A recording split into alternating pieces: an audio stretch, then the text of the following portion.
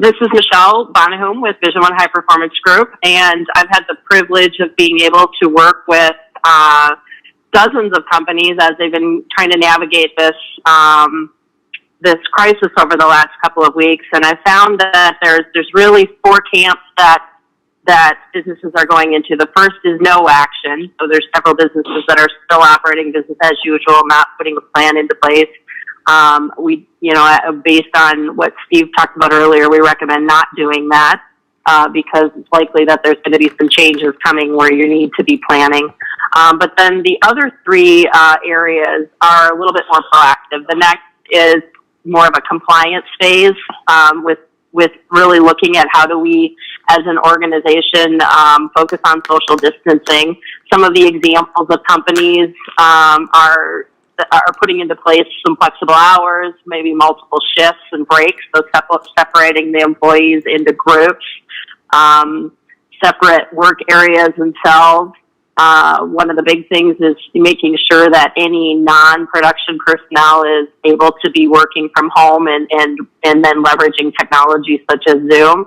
And I think the biggest thing right now that the governor is indicating is that make sure you're communicating the importance of this to your workforce because they're looking at how our state is complying to the recommended shelter-in-place rules or recommendations and guidelines. And so continue to communicate to your workforce.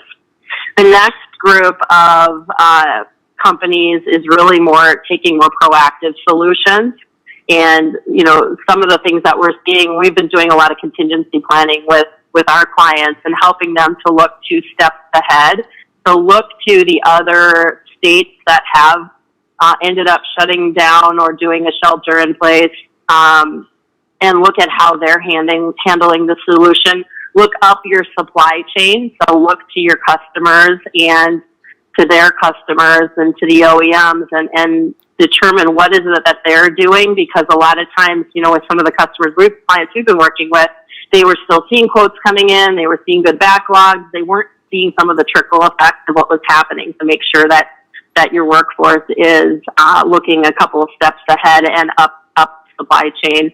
As Steve indicated, make sure that you're aligning to essential manufacturing and find ways that whatever it is that you're producing can align, get those things in order, and then start thinking about who's your essential personnel. So start looking at your list of personnel and determining what your next steps will be.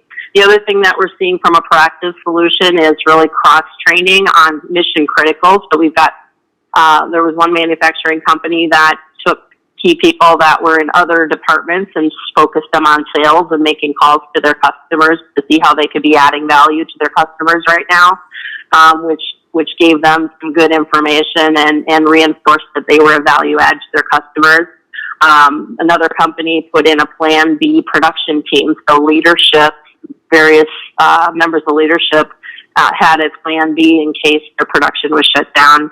And then others are considering the Minnesota Unemployment Shared Work Program. You do want to be careful about that because my understanding is there's some legislation and some short-term relief that's coming that may impact the forgivability if you do engage in those programs. That is something you can consider as well.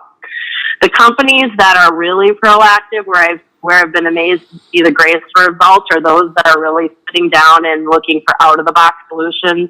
They're engaging their workforce in those out-of-box solutions. There's a lot of brain science around why you want to do that, because in times of crisis, we shut down and we go into fight or flight mode. And so if you continue to engage your workforce in coming up with out-of-the-box solutions, it actually keeps them out of that fight or flight mode, and it keeps them looking at solutions for the problem. One of the biggest out-of-the-box solutions we saw is that one manufacturer, their supply chain dried up because they were relying on some components from Asia. When Asia was shut down, they actually contacted a competitor and they worked together to leverage each other's supply chain. They were able to produce the order, and now that competitor is actually in New York and California, and so they're shut down, so they're reaching out to this company and and working together. So that's a nice creative way to leverage not only your customers, your suppliers, but also even your competitors to say, how can 1 + 1 = 3 in this season?